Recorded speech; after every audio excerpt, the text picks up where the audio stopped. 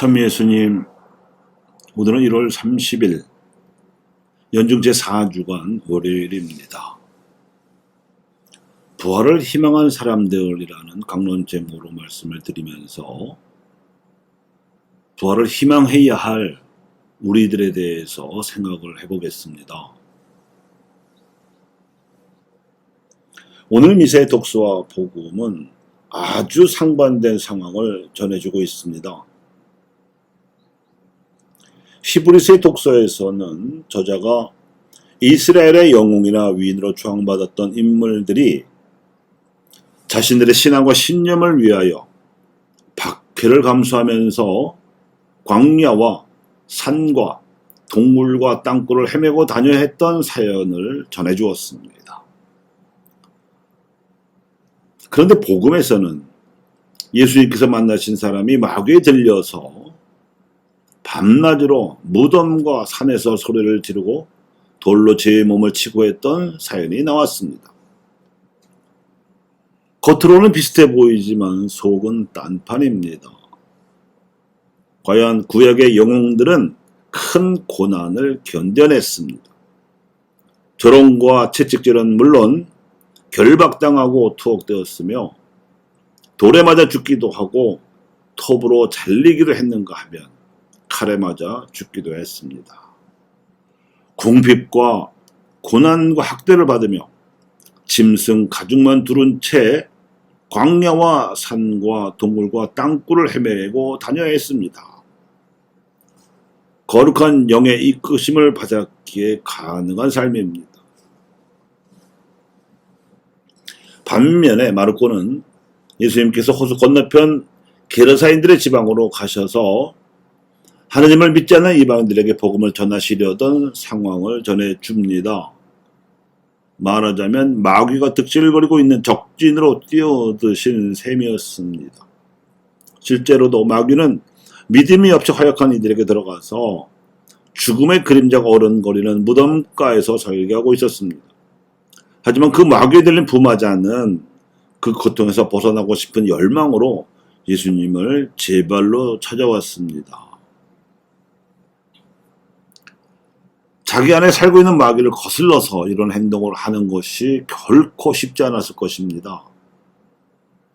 예수님께서도 그 모습을 보시고 단박에 그 부마자의 진심을 읽어내셨습니다. 그는 족쇄와 쇠사슬에 묶여 지내야 했는데 이는 아마도 마귀의 힘을 알지 못하는 가족과 마을 사람들이 행한 조치였겠지만 마귀의 힘은 쇠사슬도 끊어버리고 족쇄도 부술 만큼 강했습니다. 그러고 나자 마귀는 밤낮으로 그 사람으로 하여금 무덤과 산에서 발광을 하게 하며 자해 행위를 시키는 짓도 서슴지 않았습니다. 그렇게 생지옥과 같은 고난 속에서 살다가 드디어 자신을 찾아와 주신 메시아 예수님을 만났던 겁니다. 그가 멀리서부터 예수님을 보고 달려와서 그 앞에 엎드려 절한 행동 자체가 그 부마자의 간절한 심정을 대변합니다. 하지만 그 부마자는 입이 있어도 자신이 하고 싶은 말을 할 수가 없었습니다. 그의 입을 틀어막고 있던 마귀가 자기가 하고 싶은 말을 해버렸기 때문입니다. 마귀도 예수님을 만나자마자 그 정체를 알아보았고 쫓겨날까봐 겁이 났습니다. 그래서 큰 소리로 항의조 애원을 했습니다. 지극히 높으신 하느님의 아들 예수님, 당신께서 저와 무슨 상관이 있습니까? 하느님의 이름으로 당신께 말합니다. 저를 괴롭히지 말아 주십시오. 마귀가 악력인 주제에 하느님의 이름으로 하느님의 아드님이신 예수님께 말을 하고 있는 이 기막힌 상황에서 예수님께서는 단 한 말씀으로 그 마귀를 쫓아내버리셨습니다. 더러운 영아, 그 사람에게서 나가라. 그 마귀는 꼼짝없이 2,000마리나 되는 많은 수의 돼지떼 속으로 쫓겨 들어가는 운명을 맞이했고 놀란 돼지떼와 함께 호수 속으로 들어가 버렸습니다. 그 사람 속에 들어가 있던 마귀는 한 놈이 아니었던 것이고 군대라고 부를 만큼 많은 수가 살고 있었습니다. 이렇게 되자 마귀로부터 해방되어 제정신으로 돌아온 그가 예수님께 같이 있게 해주십시오 하고 청했습니다만 그분은 허락하지 않으시고 그가 수행할 수 있는 사명을 부여하셨습니다. 그런데 그 말씀이 이러합니다. 집으로 가족들에게 돌아가서 주님께서 너에게 해주신 일과 자비를 베풀어 주신 일을 모두 알려라. 그러니까 예수님께서는 그 사람을 쇠사슬로 묶고 족쇄로 묶어놨던 그 소외된 공동체로 돌려보내신 게 아니라 자기를 인간으로 받아들일 수 있는 집으로 가라고 명하신 것이고, 또 하나 이 구마 기적을 두고서 당신이 하신 일로 표현하지 않으시고 성령께서 해주신 일로 표현하셨습니다. 이 일이 성자와 성령의 합동작전임을 암시하신 것입니다. 성령의 이끄심에 따르기로 우리의 자유의지를 행사하면 우리도 마귀의 모든 유혹과 속박에서 해방될 수 있습니다. 책임있게 각자의 자유를 행사할 필요가 여기에서 나옵니다.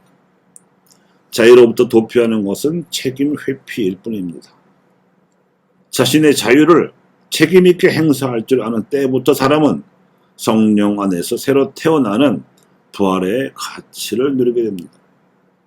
반면에 자신의 자유를 포기하고 대중의 유행사조에 내어 맡기는 순간부터 사람은 누가 메어 놓은 줄도 모르는 족쇄와 쇠사슬에 매여서 살아가는 겁니다. 우리가 주체성과 정체성을 지니고 살아간다는 것은 우리의 혼에 하나님의 영을 받아서 온전한 영혼으로 살아가는 것입니다. 히브리서의 저자는 사도 바울가 지명한 후에 로마 제국 영토 안에서 여러 디아스포라에 흩어져 살던 히브리인 출신의 신자들에게 이 편지를 써 보냈습니다. 여기에는 절박한 사연이 있습니다. 사도 바오로가 이방인의 사도로 자처하면서 복음을 전했고 그 결과 그리스도 신앙으로 로마 제국을 복음화시키고자 했으면서도 자신의 협조자로는 유다인 동족 중에서 고르고자 했고, 그래야 이방인들과 함께 유다인들도 함께 그리스도의 복음으로 구원되기를 간절히 염원했었던 그 속내를 알고 있던 그 제자들이 바울의 지향과 사상과 신앙을 담아서 이 히브리서를 써 보냈던 것이었습니다. 그리고 그 결론과 목표는 성령의 이끄심에 따라 살아가는 부활 신앙이었습니다.